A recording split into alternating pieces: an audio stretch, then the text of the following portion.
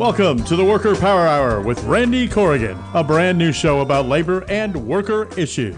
The host of the show is Randy Corrigan, Secretary Treasurer and Principal Office and leader of Teamsters 1932, one of the largest public sector labor unions on the West Coast, representing workers in government and non-sworn law enforcement personnel. Randy Corrigan is a 30-year Teamster who first became involved in the labor movement by volunteering his time as an organizer with the Teamsters Union at the age of 21. Since then, he's helped thousands organize, mobilize, and achieve bargaining rights. He accomplished this by spending countless hours with brave men and women all over Southern California, in their living rooms, on the picket line, to bring workers towards victory. This is the Worker Power Hour. And now here's the host of the show, Randy Corrigan.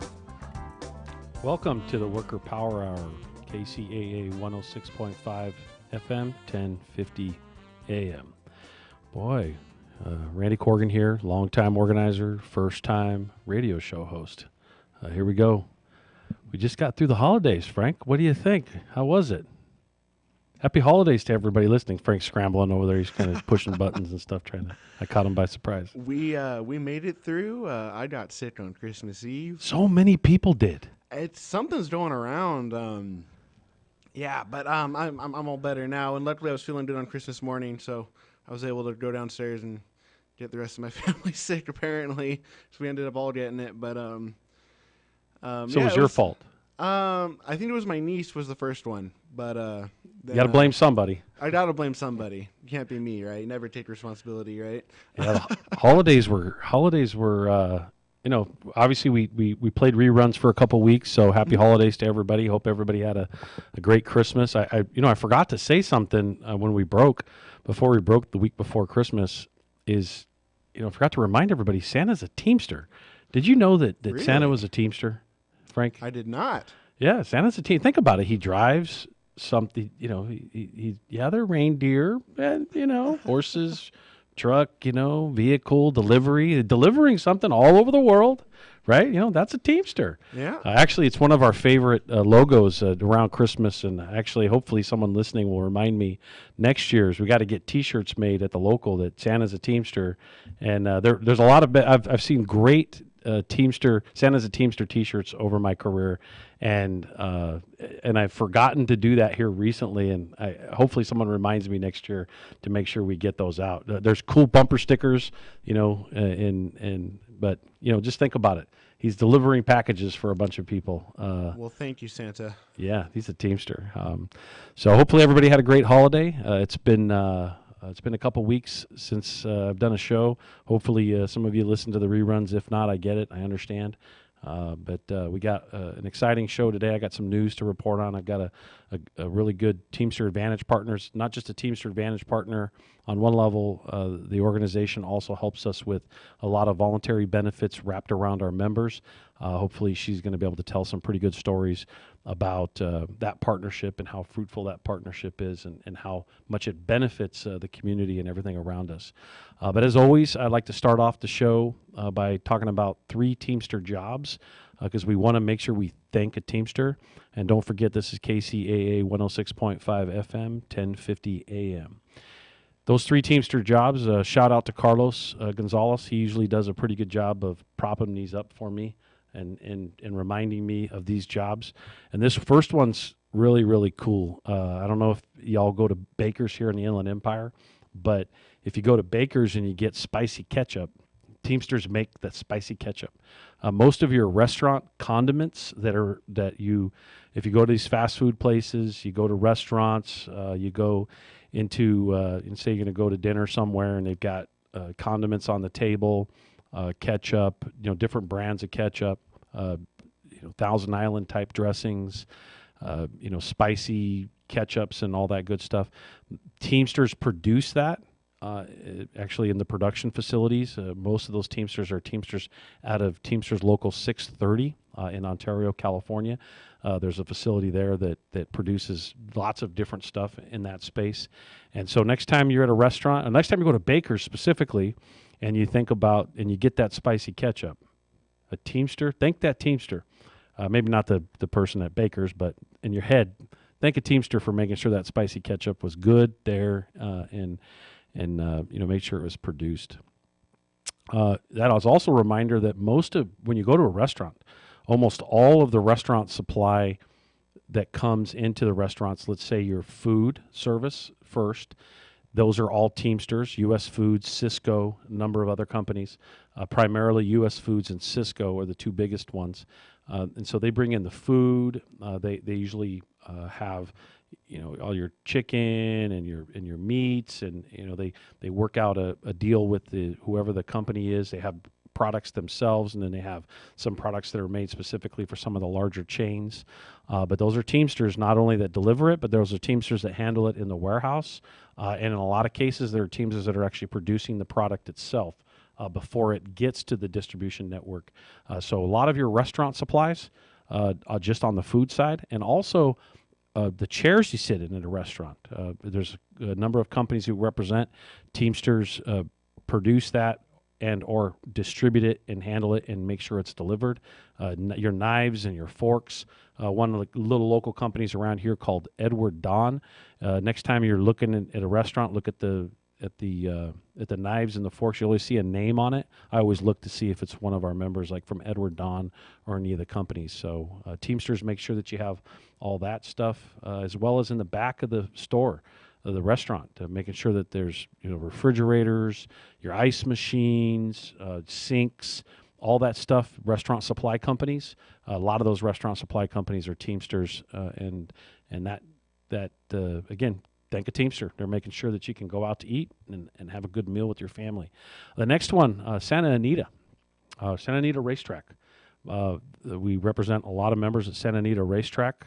The maintenance, a lot of the maintenance of equipment at the facility, and the ones that take care of the horses, which is so appropriate for us, right?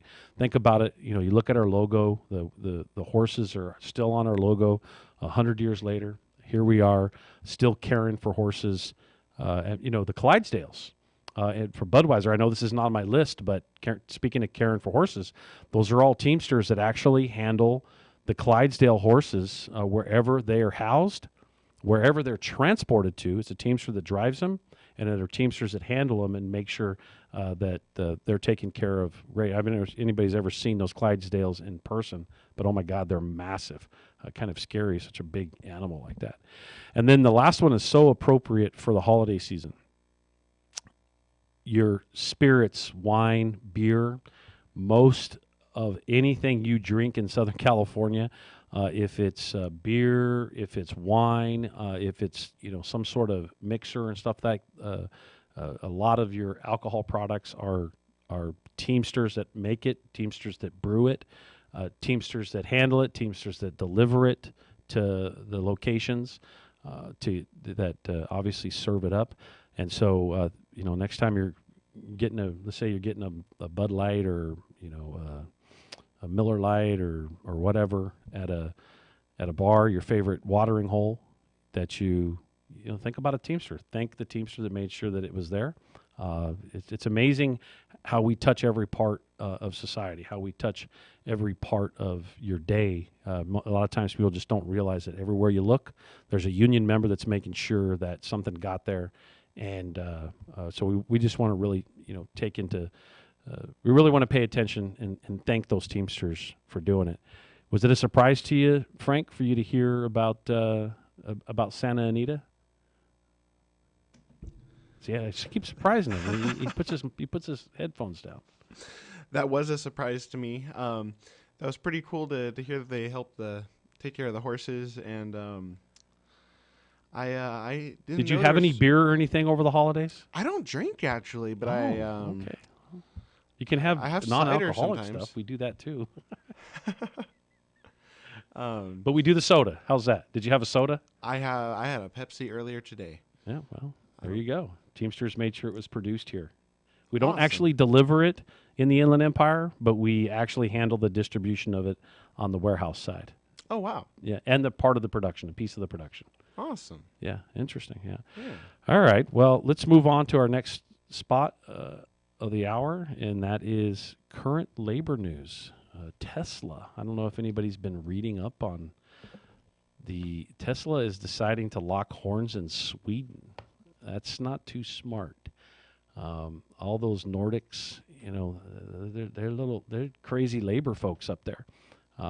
They're really doing a good job of kind of banding together. 10 unions collectively are pressuring the company for better wages and benefits. This is no joke. Tesla really stood up itself in America. I know America prides itself on being the greatest, but when it comes to labor unions, the European countries are they're much better than us at this.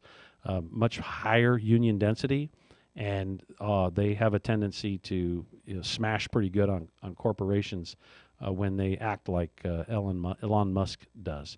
And the larger issue here is Tesla has resisted unionization efforts in Germany, where the bulk of its nearly 130,000 employees are the U.S. and Germany. And essentially, Sweden's just not going to take it. They're creating solidarity amongst all the Nordic unions, and they want to make sure that Tesla pays attention to and the Swedish Industrial Union of IF Metal, which sought a collective bargaining agreement to provide better wages and benefits for mechanics in the Tesla repair shops. You're locking horns with them. You know what? When you get them all getting together, guess what's going to happen? Tesla's going to, I guess Elon's ranting and some of the ridiculous stuff that he does on whatever social media platform he's on doesn't convince workers there. The union's members in Sweden have been on strike since the 27th of October, and the Swedish union, supported by their counterparts in Norway, Denmark, and Finland. Now what's going to happen is you got other unions in other countries closely knit around them that are going to start applying pressure as well. And Tesla better watch out. There's some important points here is that the collective bargaining in Nordic, that model in which they have, the conflict centers around the Nordic labor model market, which relies heavily on collective bargaining rather than legislation. And so they're really forced to be in the collective bargaining space because, quite frankly, legislators shouldn't be deciding this stuff. It should be union workers that are deciding how they're impacted by the labor market. And so about 90% of Sweden's workforce is covered by a union contract. And so the system there, corporations like Tesla are trying to work around that. And at the end of the day, that's not going to work very well for them. The next, couple other points I think that should be made is that the financial markets are reacting to Musk's, it's kind of hard to say, to Elon's stance. Early on, he was, like a pioneer and a visionary. And, what happens, I guess, when people get so much money and they get so much control, they just start to lose their mind. Frank, what the hell happened to this guy? I used to be a big Elon fan, and I slowly have had to accept that I'm not a huge fan anymore. So I love rockets and space, and he's the SpaceX. But I still love SpaceX. There are a lot of people besides Elon that work there that do amazing work, and they deserve good wages, obviously. And I don't know, which areas, if any, are unionized or anything. But well, it's interesting some of the about things he says are very questionable, and oh yeah. Yeah, so I've had to kind of take a step back as his number one fan there. What's interesting is his anti-union stance on unions and the kind of the rhetoric he spits out. Is so ignorant in the space of, let's use SpaceX. Mm-hmm. Union workers over the last 50 years are the ones that have made sure that very dangerous industry of putting people on a flammable rocket that is going to fly into outer space, yet you don't blow up. And there's incredible safety measures that have been dealt with there in that space over the last 60 years since the space program really got off the ground in the 60s, right? Mm-hmm. And those were union workers in this space for the last 60 years. And all of the regulatory factors, all of the work that was done, all the safety measures, all of that extensive amount of work done in that industry, clearly done by union workers to give him a platform to then jump in the 2000s and then to work off, basically off the backs of their work. And so he should be a little less likely to beat up on those that really paved the way for this industry. But he needs his billions of dollars. How else is he going to get his billions of dollars? I don't know. At a certain point, like, what do you do with that much money? I don't Like, know. Buy Twitter. Yeah, Ruin I it. guess buy Twitter and lose a whole bunch of money. Like, Yeah. yeah, No, it's ridiculous. It's sad, but it's crazy. All right, let me move on. This is the Worker Power Hour with Randy Corrigan, KCAA's 106.5 FM, 1050 AM. The next one is in Alabama. We have a union effort for UAW on the Mercedes-Benz plant. Ironically, Mercedes-Benz in Germany is 100% union. It gets here to the United States, and guess what? We want to operate non-union. We want to exploit workers. Of course, in the South, which is where workers typically get exploited more than anywhere else for whatever reason, the Southern regulators and elected officials can't recognize the fact that they shouldn't be exploiting workers in the South. They actually shouldn't be exploiting workers anywhere. But the workers there are organizing right now. I think it's significant. Couple of the reasons why they're doing it. This is a plant of 6,300 workers, manufacturers of SUVs, the GLE, the GLE Coupe, the GLS series, the Mercedes Maybach. I mean, these are high dollar, $150,000 vehicles. Apparently the company getting 200% profits over the last 2 years and creating this huge disparity with the workforce. Workers are fed up. They're organizing, and congratulations to them. It's really good to see them moving in that direction. And then this last point of current news is these Amazon workers that has been all over the news today. Senator Murphy, 24 Democrats and 3 Republican senators signed on a letter to Amazon demanding Amazon deal with their exploitive practices when it comes to these delivery drivers. You've heard me say it before on here that even though a delivery driver at Amazon looks like he works for Amazon or she, and they have a Amazon uniform and an Amazon truck and an Amazon equipment and Amazon this and Amazon that, they actually don't work for Amazon, according to Amazon. We claim that they do work for Amazon because Amazon has so much control. And what this letter does is this letter actually, and the Republicans have signed on were Josh Hawley and J.D. Vance and Roger Marshall, and there's many more to come because it just started the last couple days. So in just a couple days to get 27 senators to sign on and to have those workers in D.C. actually the last couple days one-on-one speaking with each of those senators, those U.S. senators, explaining to them the circumstances and the situations they were in. Many of you, if you're interested in this, following it, look up Chris Murphy. He's out of Connecticut. He's a senator from Connecticut. He just did like a 5-minute video a few days ago, or actually a couple weeks ago, on laying out exactly what Amazon is doing wrong and why Amazon needs to correct its model and change its model. And ironically, Amazon's their response to the inquiry is the company defends its use of DSPs, claiming substantial investment in training and welfare of subcontracted drivers. That's about all they can say. Of course, they keep denying that they are not their drivers, but that the legal process is working its way out. And obviously, this whole battle is over control over the workforce, and Amazon wants to have control over them, but say they're not our employees.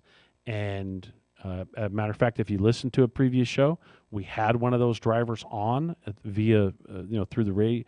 They called in and talked about their individual circumstances and situations. And, it's just crazy that Amazon claims that they're not their employees, but there's a legal challenge out right now on joint employer status, and we can clearly see, I've been doing this job for over 30 years, and it's actually the most control I've ever seen over a company.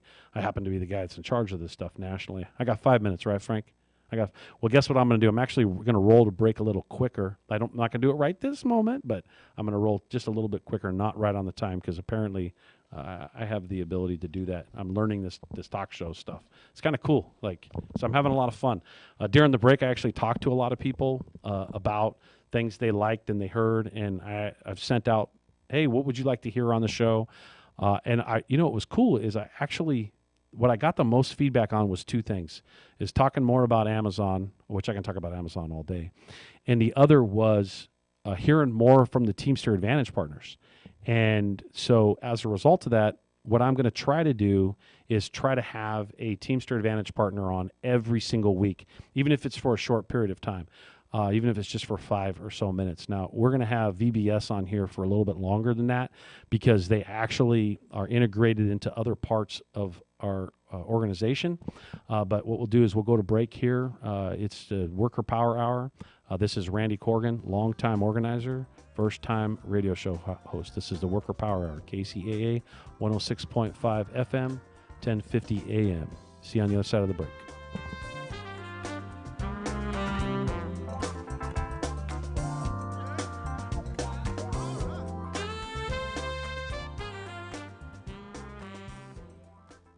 Are you looking for a good union job? The Inland Empire's 14,000 member strong Teamsters Local 1932 has opened a training center to get working people trained and placed in open positions in public service clerical work and in jobs in the logistics industry. This is a new opportunity to advance your career and raise standards across the region. Visit 1932trainingcenter.org to enroll today. That's 1932trainingcenter.org. KCAA Loma Linda. The Legacy KCAA 1050 AM and Express 106.5 FM. Are you graduating high school soon and wondering what to do next? College is one option, but why not consider the high-paying jobs made possible by union power? Labor Union Teamsters Local 1932 has opened a training center to get you into the high school to high-paying job pipeline. You'll learn all the skills needed to excel in opportunities across industries. Visit 1932trainingcenter.org to enroll today. That's 1932trainingcenter.org. Labor unions built the middle class, and the middle class built America. That's the message from Teamsters Local 1932, a strong and successful labor union based in San Bernardino that represents over 14,000 hardworking people across the Inland Empire. The Teamsters are ready to help you organize for better pay, increased benefits, and improved working conditions. Reach out to Teamsters 1932 at teamsters1932.org/organize to speak with an organizer today.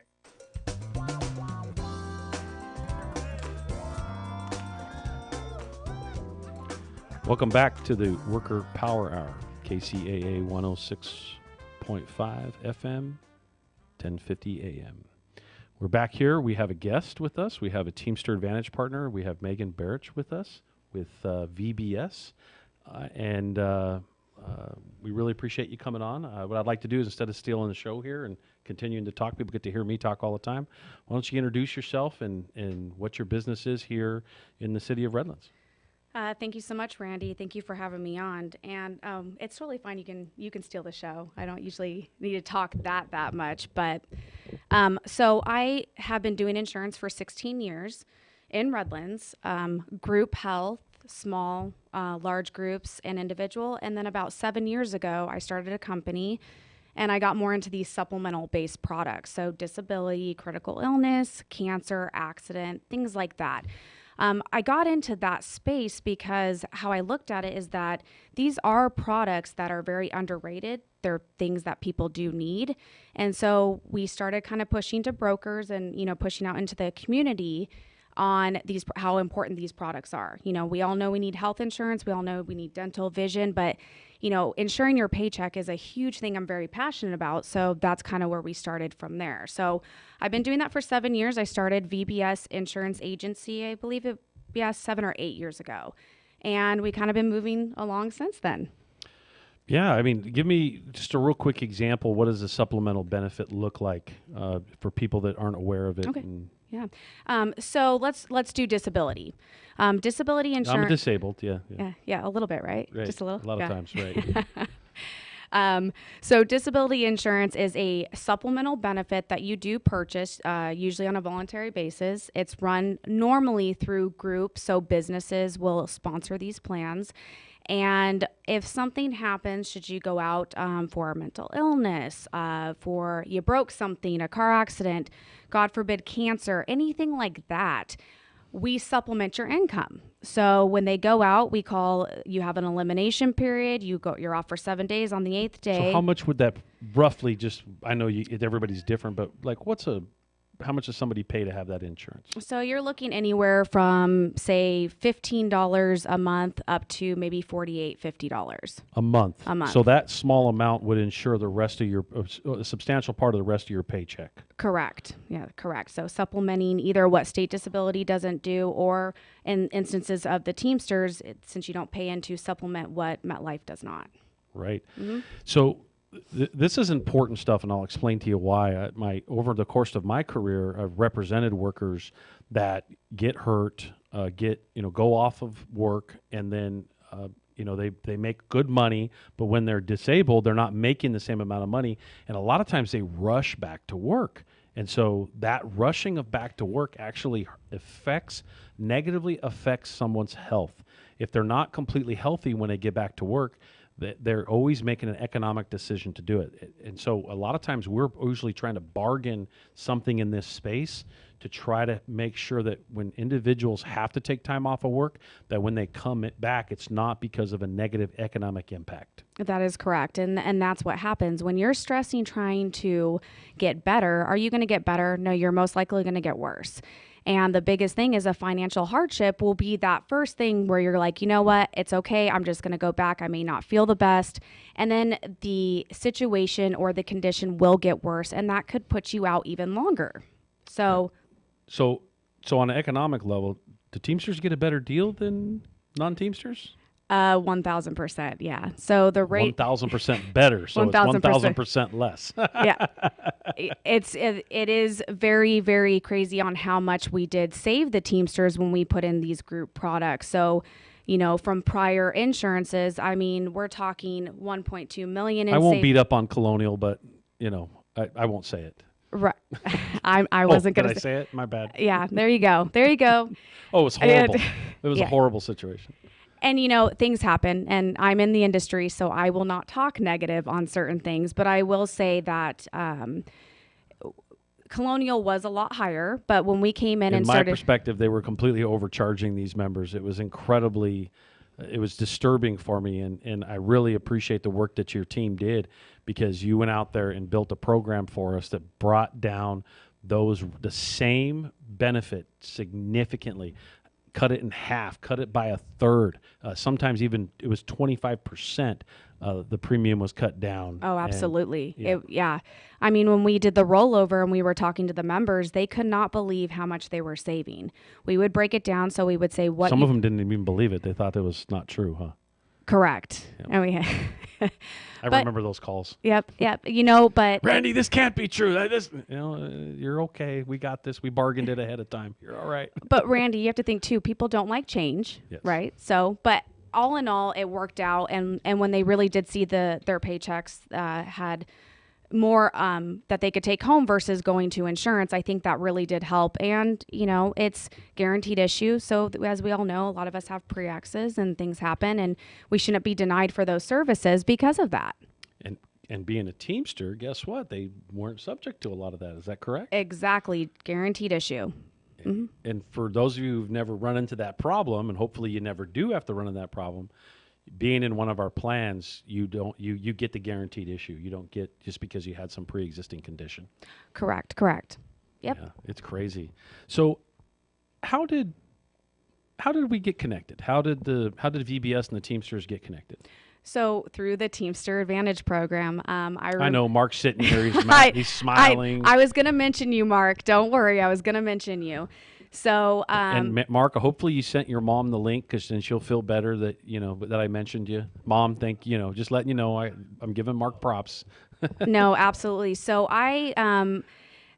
the Redlands Chamber of Commerce, which the Teamster Advantage is really involved in, I had a colleague there that I've done, another broker that I've done some things back and forth with. And Mark was looking around stating that, you guys were looking for someone to kind of change up some benefits. I had assigned him, please go find someone who can do this. Like, this is crazy what that other insurance company was doing to us. I know. And then ta-da, I came about. Yeah. So, Yeah. It worked out. But it really was the Advantage program going into the chamber, talking with people. And I will say the biggest thing is you guys were looking for small businesses too. You're very much, let's work with local brokers. Let's work with local people. It's very easy for us as big as an organization is to pick up the phone and call one of the big outfits on our own. But what we always want to do is we want to start locally and make that connection like that. So we really appreciate the relationship and the partnership that was created. And so, to shift up here a little bit, how,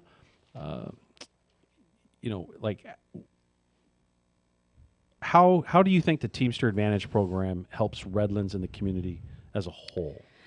So I will say Redlands has been big about, maybe 10 years, maybe even more. We're very big on shop local. The problem with that is we weren't getting enough traction with it. And so with the Teamster Advantage program coming in, I really truly do believe you guys connected the dots for us. And we kind of fired everybody else up behind it too, huh? I don't know about that, but yeah. Like firing them up or firing them? No, firing them up. In other words, we've got other people in the community to be more connected to shop local. Absolutely. Yeah. And biggest thing, right? So small businesses. We can't have the Teamsters doing that alone. We got to do this too. Well, that could happen, you know. The biggest thing too is like these small businesses, you have to think they don't have all this money to advertise. That's a huge thing. Advertising is something, if that's digitally or if you're putting things in papers or if you're on, radio And how much do we charge you? What, for the? Yeah, how much do we charge you to advertise? Nothing. Right. I know. Yeah. Everybody has a hard time answering it when I it's ask nothing. The question. No, it's nothing. And the best part is, yes, they give a discount, and where people are going to shop when there's a discount.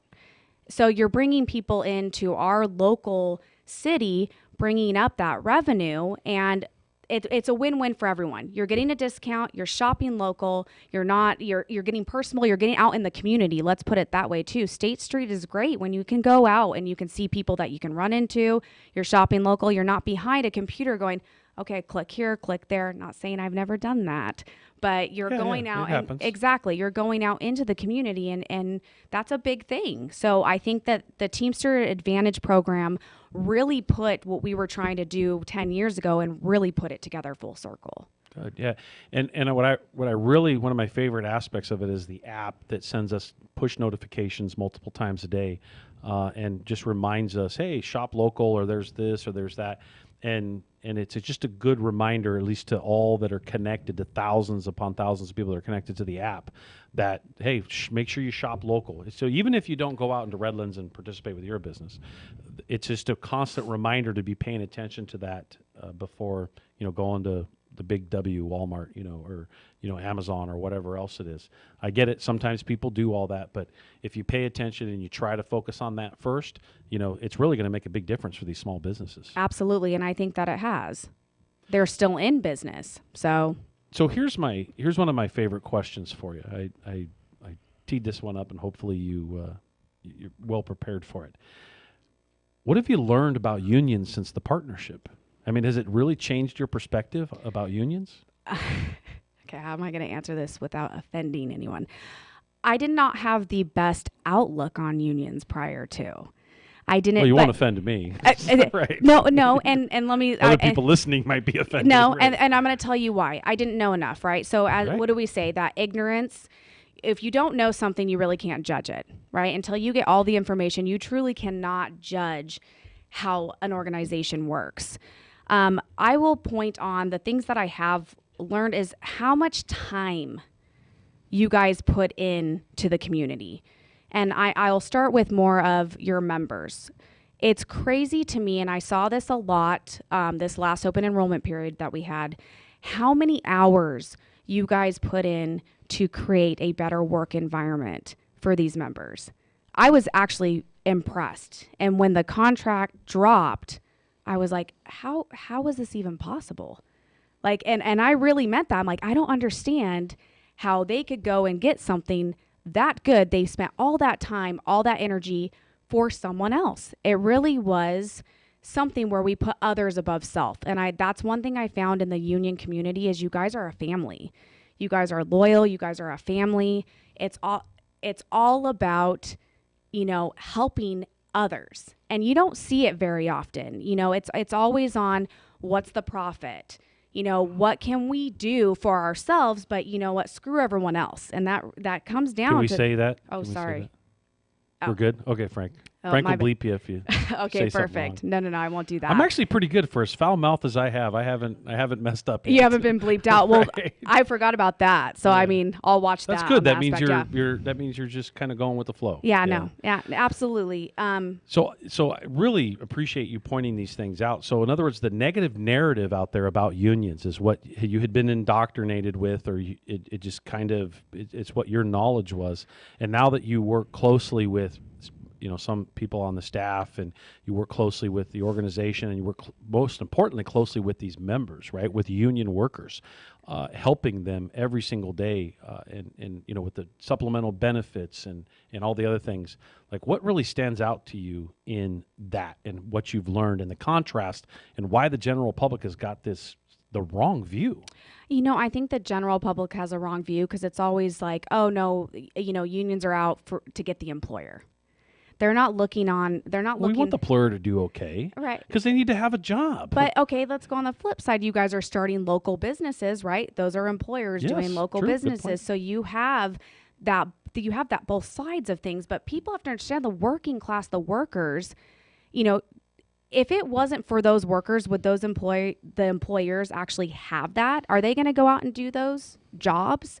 They're not. So the fact that when we talk to your members, right, 1932 members, and they talk about, oh my gosh, I'm so big for the union. They've done so much. You have die-hard members there.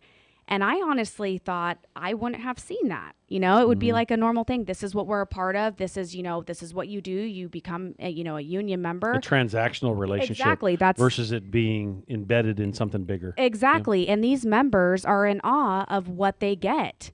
I mean, we have people, we'll go out, and there's people that are not 1932 members, and I hear it all the time with the business agents. They want to be 1932 members. You guys do an exceptional job. And we want with them to that. be our members too. Exactly. Right. Exactly. What stands out to you?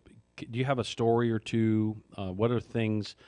Obviously you're in the healthcare industry, and you understand the challenges of this industry, and that the average person doesn't understand that. Right. What have you learned unions' roles are in this space when it comes to healthcare? So my biggest thing with health insurance, correct? Healthcare and health Yes. insurance. So doing individual currently still, I have a lot of people who come into my office who, once I quote them, they see the price, they go, I will call you when I'm 65. Yep.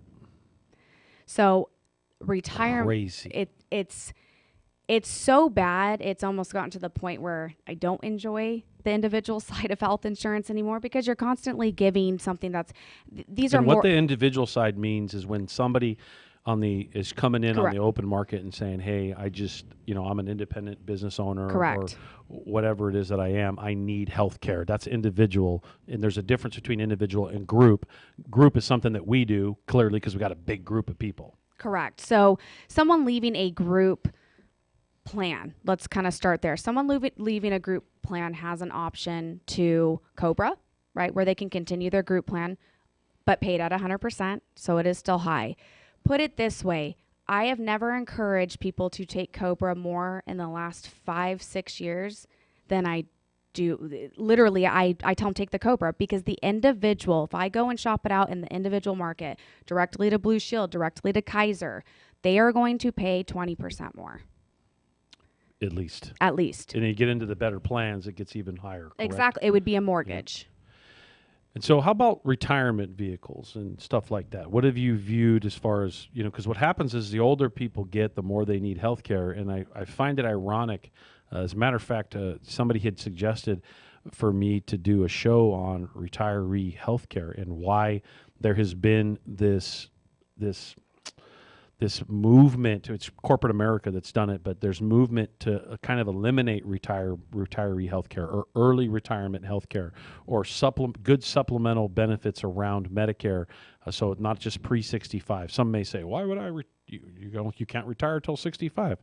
Well, I'm sorry, if you're a union member, most union members can retire prior to 65 because we've bargained some early retirement program. Because think about it, you go to work somewhere at 18 years old. If you work, let's say 30 years, let's say you work 40 years, you're 58. 40 years you've worked for a company. A lot of times, let's say in the Inland Empire, you've worked in a warehouse, you've worked as driving a vehicle, or you've worked in some manufacturing or something that's heavy. It's beat up your body. It's physically taken a toll on you. And you absolutely should have a early retirement vehicle because the company has benefited from your individual person kind of taking a beating over that time. So then they get later on in life and people want to argue, oh, we shouldn't have early retirement benefit or we shouldn't have a retiree medical coverage. And I'm going to get into that in a minute. Actually, as soon as you're done, we're going to talk a little bit more and I'm going to transition into the importance of retiree medical and why unions are the ones that obviously brought it into the space, are arguing for it to be in this space.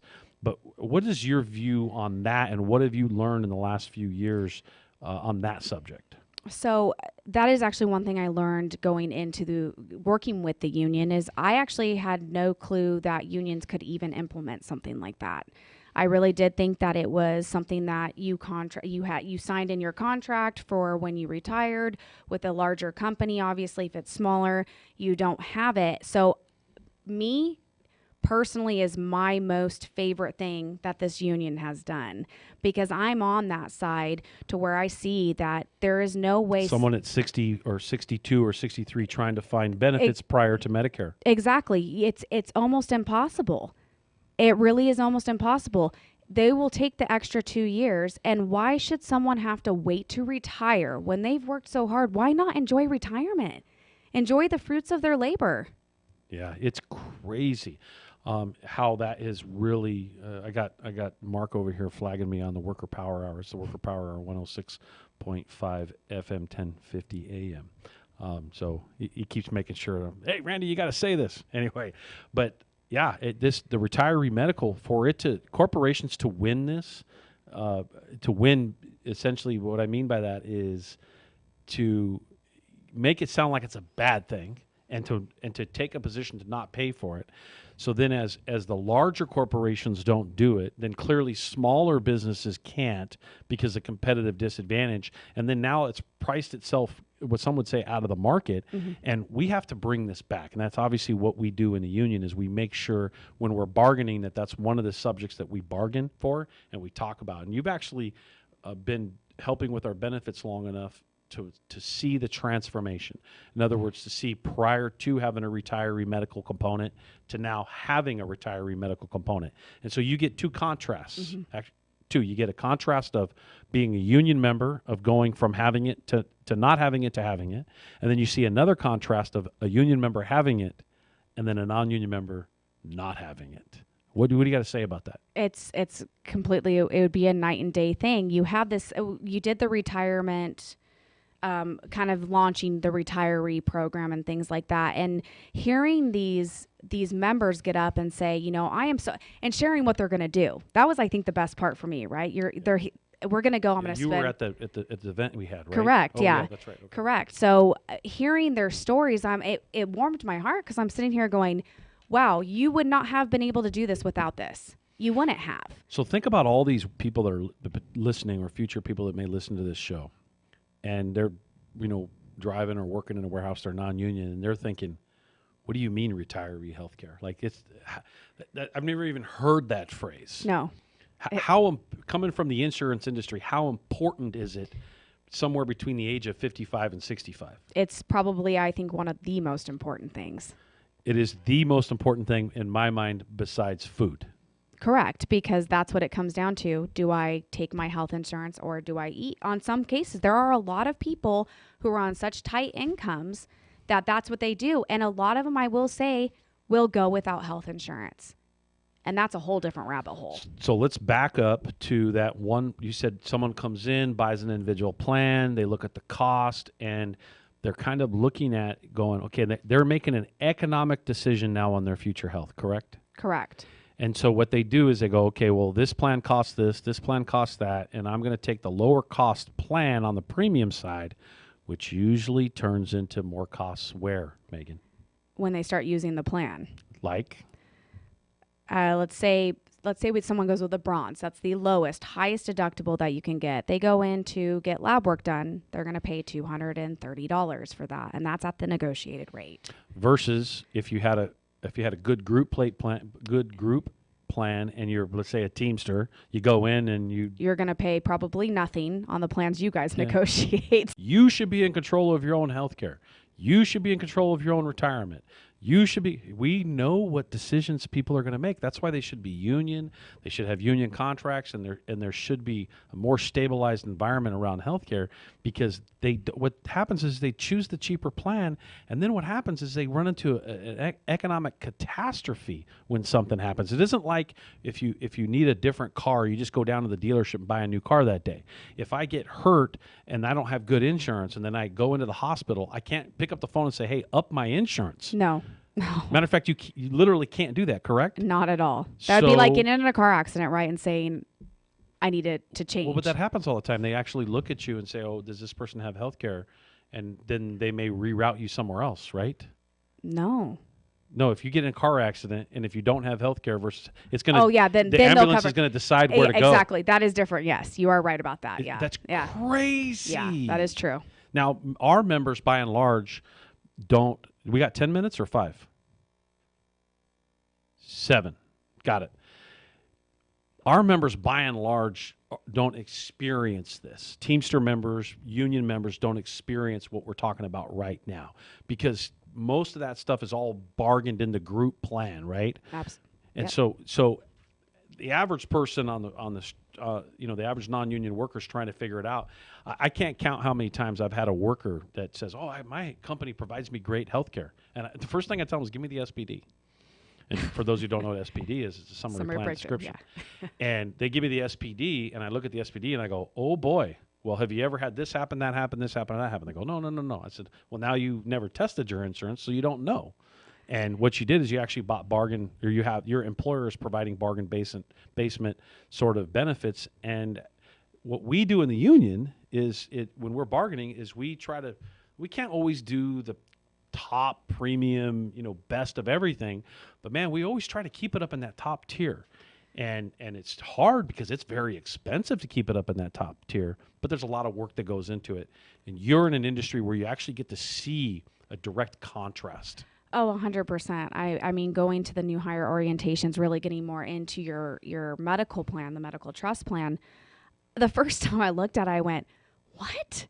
I'm looking and I'm going, this is seriously I haven't seen a plan like this, and I couldn't tell you how long, because I'm so used to just... How much do you think a plan like that would cost if somebody came in on an individual?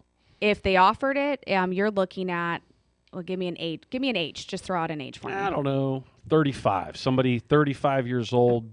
Sometimes they're on the cusp. Sometimes they realize they need health care. Sometimes they don't. It's actually in my opinion, it's a good age to use. Okay, so 35, if for a plan that would mimic the plan you have, you're looking at about $600-700 for a 35-year-old.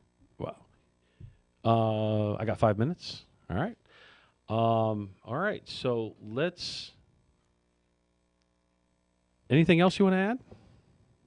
I don't think so. So, Teamster Advantage Partner, the reason why we took a little bit more time here with VBS and Megan is you're not just a Teamster Advantage Partner and you actually provide a business in the area. That relationship then turned into helping us with our voluntary benefits that we have connected in a group setting, that our members that participate and are connected to the Teamster network get a significantly reduced rate compared to everybody else. Is there anything you want to say on that before I move on to the last part of my show? I do, actually. I want to say kind of I really, and I'm not trying to throw out numbers on that, but we're talking a discount of first year savings, $1.2 million of a savings. Being a part of the team. You can say that again. We saved them over $1.2 million. Correct? Yeah, correct. $1.2 million out of all the products. That was the savings that we have. And if you look over all the years, it's been higher than that because, we can negotiate that down. Again, I will say it again, the good underwriting. But the biggest thing is the stories that I have for dealing with, and friendships I've created with your members with those situations when someone's in that tough spot and you can go and you can give them something and it's affordable, right? Because it wasn't affordable before. People did it because they knew they had to have it. But having that affordability, and when someone tells you, thank you so much because I could have lost my house, or I could have, my kids wouldn't have been able to eat because we have these other bills, or it's, put a roof over my head, or, feed my kids. And that does happen. And people I don't think understand that. And I will say, number one reason this is probably one of my most favorite accounts is you guys care. You guys have positivity out there. You care about your people and you want them to do the best and be the best that they can. So I'm honored to be able to work with you guys. Well, thank you for coming on, Megan. I really appreciate the work you and VBS, Barrett and Associates, that you guys do collectively in the community as a small business, in addition to the partnership that you have helping our thousands of members through all these situations literally on a daily basis. And so we really appreciate that relationship, and we really appreciate you coming on today. I think I got 2 minutes left. Is that correct? I got 2 minutes. So I'll wrap up. First of all, I'd like to always close the show by asking, what can you do to build worker power? Worker power empowers the workers. And you're going to hear that over and over. You're actually going to see that on our billboards here pretty soon. We're going to be changing the design for 2024. May already have happened. I think I was texting and driving the last time I drove by the billboard, so I didn't look up and see what was on it. But we're really going to double down on the worker power message and the worker power hour. This is the Worker Power Hour at KCAA 106.5 FM, 1050 AM. Closing with, how can you build worker power? Talk to your family, talk to your friends, talk to a neighbor. Longtime organizer, first-time radio host, Randy Corrigan signing off.